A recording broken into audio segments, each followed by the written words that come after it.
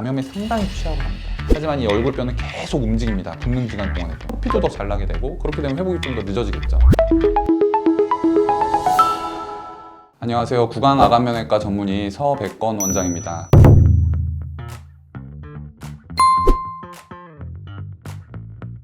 이거는 사람들마다 좀 틀린 것 같아요. 직업마다. 그래서 제가 이제 환자분들한테 항상 직업을 여쭤보는데요. 직업이 말을 많이 하는 직업, 그 다음에 환자의 얼굴을 대면해가지고 뭐 강의를 하신다든지 뭐 면접을 보신다든지 그런 분들은 저는 한 달 이상을 좀 봅니다. 말을 많이 안 해도 되는 직업, 그냥 사무직만 하는 직업은 2주면 될 것 같습니다. 참고로 말씀드리면은 제가 양악수술 받았거든요. 제가 레지던트 1년차 때 받았습니다. 제가 딱 일주일 지나고 나서 그 다음부터 환자 사랑니 발치 계속했거든요. 그러니까 말을 그렇게 많이 안 해도 되는 직업은 한 2, 3주 정도면은 충분할 것 같고, 하지만 사람들의 얼굴을 많이 봐야 되는 직업, 말을 많이 해야 되는 직업, 자기의 얼굴이 어떻게 보면은 꼭 필수적인 요건이 되는 일을 하는 데 있어서 그런 환자분들은 한 달 이상을 추천을 드립니다.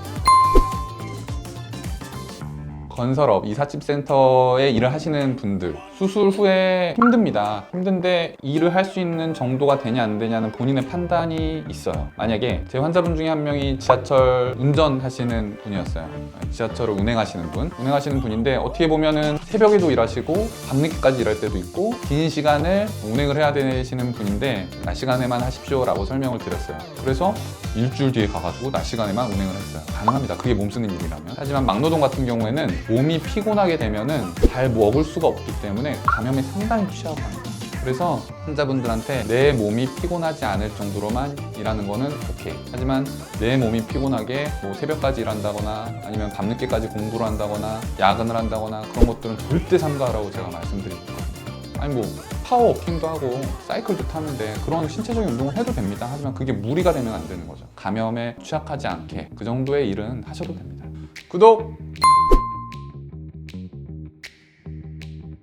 이거는 어떤 운동이냐, 어떤 레저 활동이냐에 따라 틀립니다. 보통 저희가 깁스를 하게 되면 한 달 동안 깁스를 하게 되죠. 그 다음에 풀고 나서 뭐 재활 운동이나 그런 것들을 통해서 이제 정상적인 운동을 할 수 있게 됩니다. 하지만 이 얼굴뼈는 계속 움직입니다. 붓는 기간 동안에도. 그래서 침을 삼킬 때도 이 약골은 계속 움직이고 있거든요. 그래서 완벽하게 예전 강도를 찾으려면 3개월에서 6개월 정도를 기다리고 어떤 환자분들은 한 1년은 기다려야지 리모델링까지 다 되기 때문에 그게 강도가 나오는 거다라고 말씀하시는 분들도 있습니다. 그래서 최소 한 6개월 정도까지는 얼굴을 가격당할 수 있는 운동은 삼가하는 것을 권유합니다. 저 농구, 축구 상당히 좋아하거든요. 농구, 축구 좋아하는데 하시게 되면 부딪힐 수 있잖아요. 분명히 남들보다 잘 벌어집니다. 그렇기 때문에 웬만하면 삼가하시는 것이 좋겠죠. 하지만 테니스, 탁구 그런 정도는 이게 얼굴에 가격당할 일이 그렇게 많지는 않기 때문에 충분히 하실 수 있습니다. 골프도 마찬가지고요. 수영도 마찬가지입니다. 이렇게 얼굴을 가격당할 수 있는 레저 활동이나 운동은 6개월 동안 삼가하시는 것이 좋고요. 제 환자 같은 경우에는 6개월 안에 군대도 안 갑니다. 개머리판에 막이 쏟아졌기 때문에. 턱을 움직여야 되는 시기가 있고 움직이지 말아야 되는 시기가 있습니다. 뼈가 뼈끼리 붙는 과정에 있어서는 가골이라는 것이 형성이 돼요.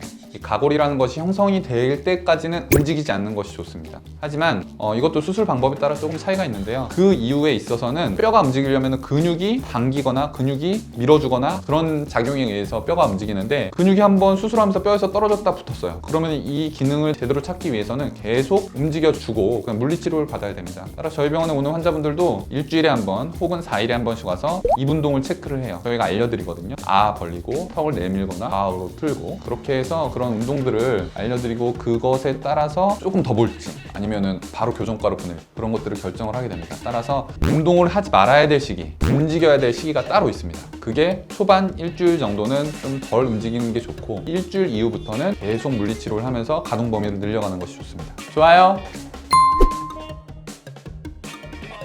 하품을 해야지 해가지고 하는 사람은 그렇게 많지 않잖아요. 갑자기 무의식 중에 와가지고 하품을 해야지 해가지고 갑자기 벌어지는 경우들이 꽤 많습니다. 자기도 모르는 경우에 급격하게 입을 벌리는 거는 그렇게 좋진 않아요. 그래서 하품을 할 때는 최대한 조금 자제를 하고 입을 덜 벌려야 되겠다는 생각을 하고 하는 것이 좋고 뭐 한 달 이후에는 그렇게 상관은 없습니다.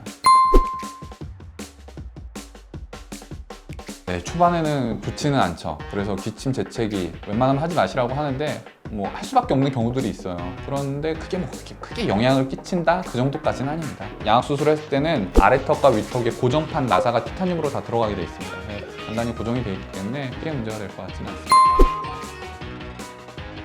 2주 정도까지는 풀지 말라고 제가 말씀드려요. 코 점막이 계속 부어있고 가라앉는 시기에 코를 풀면은 이게 회복이 되는 과정에서는 혈관들이 모이게 되고 그 혈관에 의해 따라서 회복시키는 세포들 그런 것들이 이제 다 집중이 되게 되거든요. 그럴 때는 점막도 약해져 있고 혈관들이 모여있기 때문에 코를 휙 풀었을 때 코피도 더 잘 나게 되고 그렇게 되면 회복이 좀 더 늦어지겠죠. 코피가 나거나 콧물이 났을 때는 겉에만 닦아주고 안쪽도 후리지 말라고 말씀드립니다.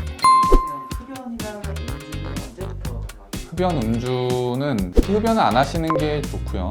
안 하시는 게 좋은데 자기가 너무 애연가다라고 하시면은 저는 2달 말씀드립니다. 이게 꼭 정해진 그런 기준은 없어요. 하지만 물론 입안에 상처가 다 아물면 흡연해도 괜찮은 게 아닌가요? 라고 이제 얘기하시는 경우가 있죠. 물론 맞습니다. 하지만 이게 흡연이 꼭 입안에 직접적으로 뭐가 들어가서 상처에 해를 입힌다거나 그런 게 아니라 어떻게 보면은 몸이 회복하는데 방해를 주는 요소들이 너무 많아요. 수술하고 나서 2, 3주 됐다고 이 뼈가 다 회복이 되는 게 아니라고 이제 계속 말씀드렸는데 최대한 2달째까지는 자제하시는 게 좋다고 저는 말씀드립니다. 음주도 마찬가지입니다. 음주도 마찬가지고 한 달 정도 지나면 항상 환자분들이 물어보세요. 선생님 저 맥주 한 잔 마시면 안 될까요? 막 그렇게 얘기하는데 제가 이게 한 캔만 드세요 라고 이렇게 한 캔만. 다음은 안 좋고요. 한 달 정도 지나면 한 캔 정도면